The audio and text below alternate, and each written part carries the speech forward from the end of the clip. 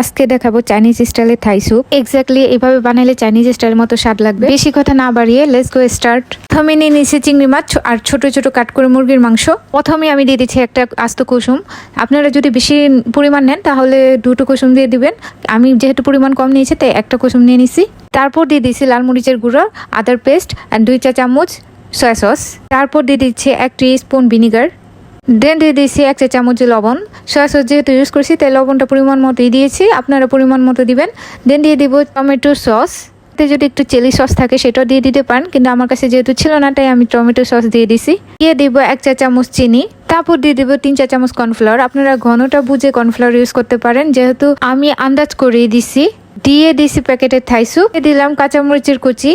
5 cup মতো পানি দিয়ে দিছি। পানিটা যেহেতু আমি পরিমাণ মতো ইউজ করি নাই, একটু বেশি নিচ্ছি, যেহেতু কর্নফ্লাওয়ার ইউজ করছি তাই এখানে স্বাদের কোনো কমতি হবে না। আপনারাও চাইলে 6 কাপের জায়গায় 7 কাপ ইউজ করতে পারেন, কিন্তু সেই ক্ষেত্রে আপনারা ঘনটা বুঝে একটু কর্নফ্লাওয়ার ইউজ করবেন। চুলায় দেওয়ার আগে সবগুলো ইনগ্রেডিয়েন্টস ভালোভাবে মিশাবেন।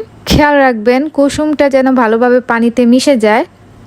কিছুক্ষণ নেড়ে চেড়ে দেন আপনি চুলাতে বসিয়ে দিবেন। চুলাতে বসিয়ে কিছুক্ষণ নাড়াচাড়া করবেন যতক্ষণ না পর্যন্ত বলক আসে। বলক আস্তে আস্তে স্যুপটাও ঘন হয়ে যাবে। স্যুপে যদি লেমন গ্রাস ইউজ করতে পারেন তাহলে স্যুপের ফ্লেভারটা পুরোপুরি রেস্টুরেন্ট ফ্লেভার আসবে। আমার কাছে লেমন গ্রাসটা ছিল না তাই আমি ধনিয়া পাতা ইউজ করছি। ধনিয়া পাতাটা দিলে এই স্যুপটা মজারও হয়, ফ্লেভারও হয়। সেই ক্ষেত্রে ধনিয়া পাতাটা দিয়ে ভালো করে বলক করে নামিয়ে ফেলবেন। স্যুপটা 15-20 মিনিট ভালো করে চুলাতে বলকিয়ে নেবেন, যেহেতু এখানে চিংড়ি মাছ আর মাংস ইউজ করা হয়েছে, এগুলো ভালোভাবে কুক হয়ে যাবে। আর ধনিয়া পাতাটা দিয়ে দিবেন নামানোর 2 মিনিট আগে দিয়ে ভালো করে বলক করে নামিয়ে নেবেন। দেখতেই পারছেন রেস্টুরেন্ট স্টাইলের থাই স্যুপের কালারটাও আসছে, সুন্দর একটা ঘনত্ব আসছে আর মিশ্রণটা খুব ভালোভাবে হয়ে গেছে। এইভাবে স্যুপটা ট্রাই করে দেখেন, আশা করি সবার ভালোই লাগবে।